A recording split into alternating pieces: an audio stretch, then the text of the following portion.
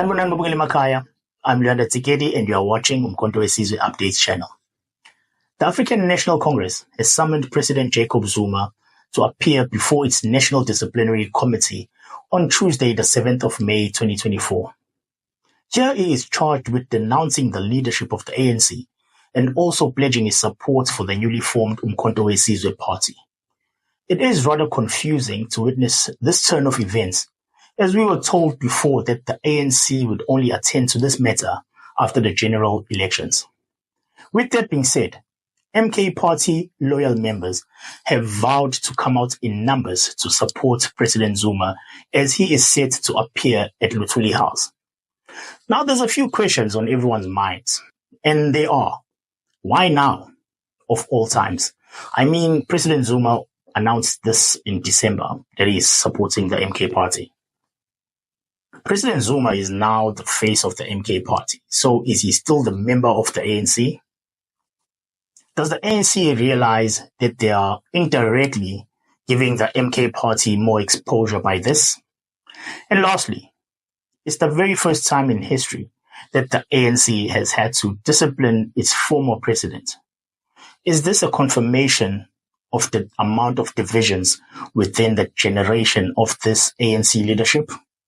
Well, we do not have the answers to all these questions, but the national spokesperson of the ANC, Mahlengi Bengu Motiri, was interviewed by Newsroom Africa, and she responded to most of these questions.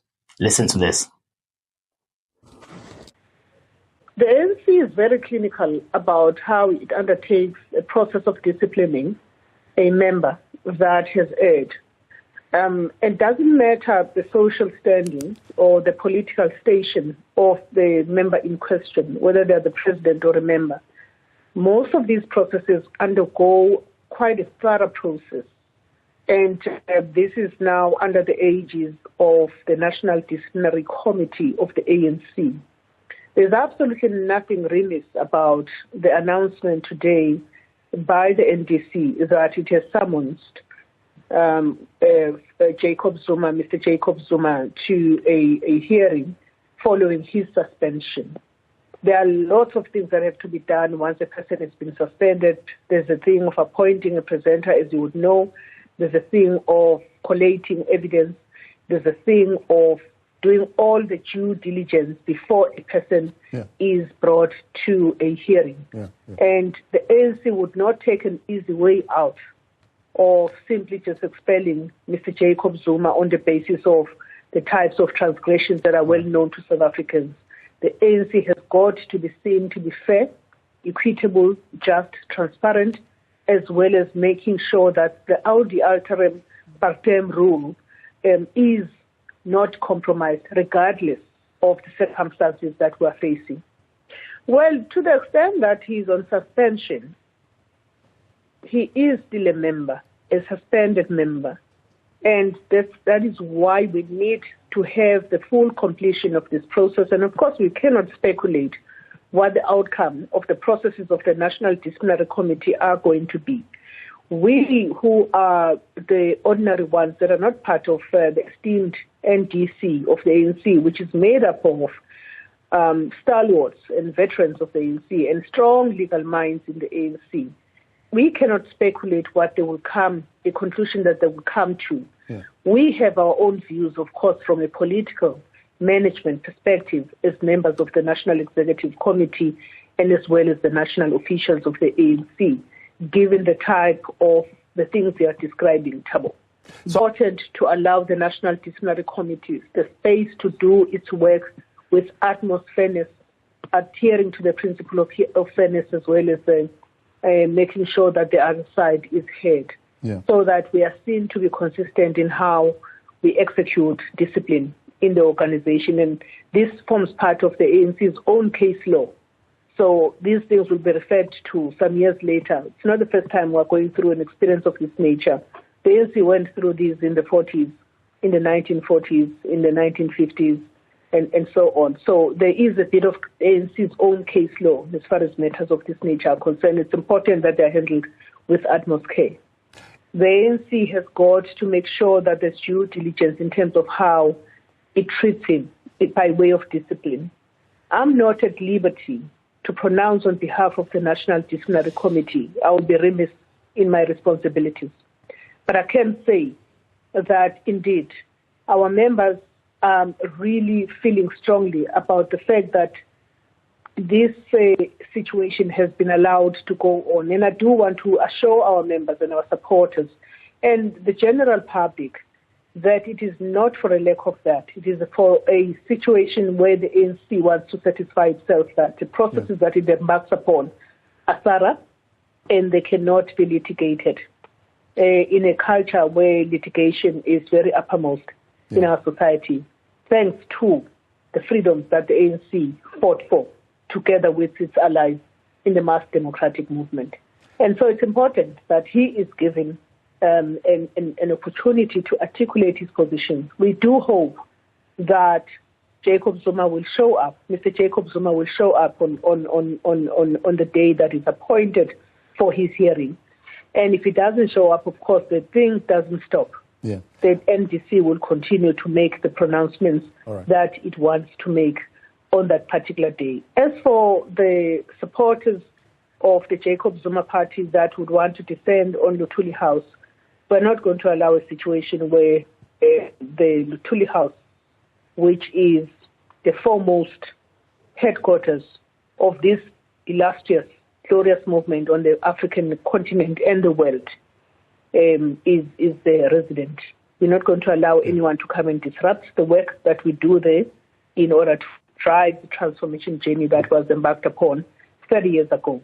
We are on the elections. We're focusing on our elections. We're not even focused on this matter, despite what pundits are saying and what analysts are saying. We're not focused on this matter.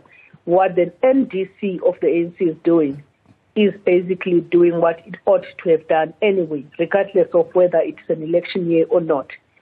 Cleaning house, it's important. The ANC is on a path of renewing itself. And some of those that don't belong to the agenda of renewal are literally leaving the ANC, whether through commissions or acts of omission. And ANC is cleaning house.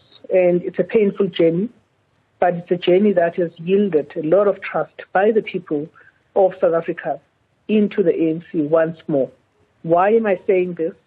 You go to the ground, look at how the ANC has been received in the elections campaign trail by all our national officials, by all of our national executive committee members where they've been. We literally are the only party that is on the ground at the moment.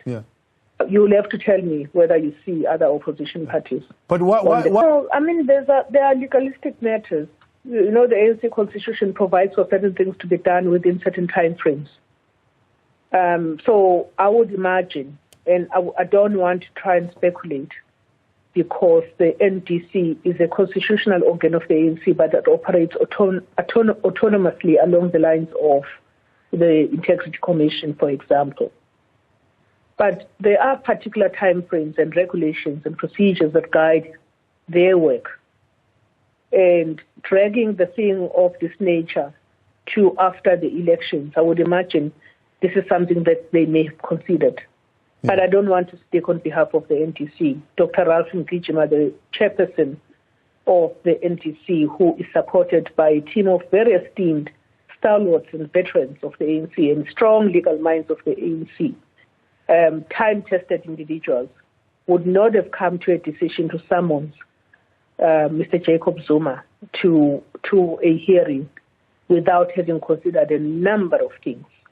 So it is not really for me, on behalf of the ANC, to speculate on those things, but we trust the NDC because we know of the work they've done, successful work they've done to support the renewal project of the African National Congress.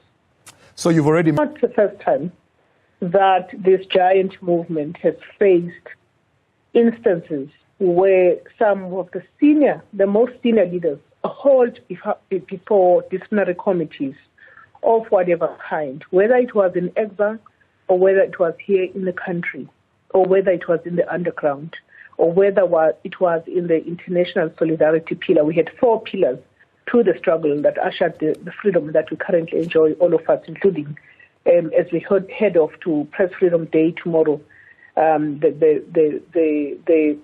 freedoms we enjoy as journalists, as media persons. It was under those 4 pillars. Now, to suggest that this thing is new, suggests that people are not looking at it, don't have a sense of history.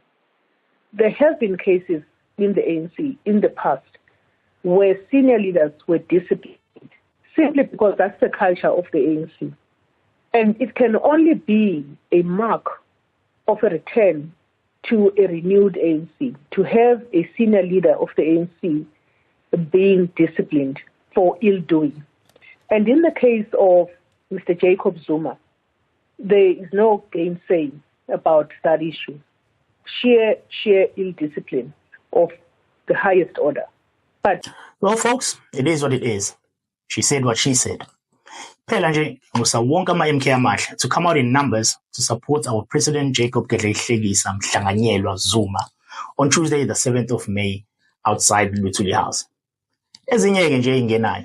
If you are in and around Durban tomorrow, the 4th of May, join us as we are going to be at the Siyangoba rally hosted by the uMkhonto Wesizwe Students Movement at DUT Durban campus, starting at 9 a.m. Zizobe zibondiwe ke baba. uMkhonto uzobukwaza ngapha nangapha. Well, that's it from us. Just another reminder though, for you to please press that subscribe button and like this video. As always, I'm uMsholozi signing out.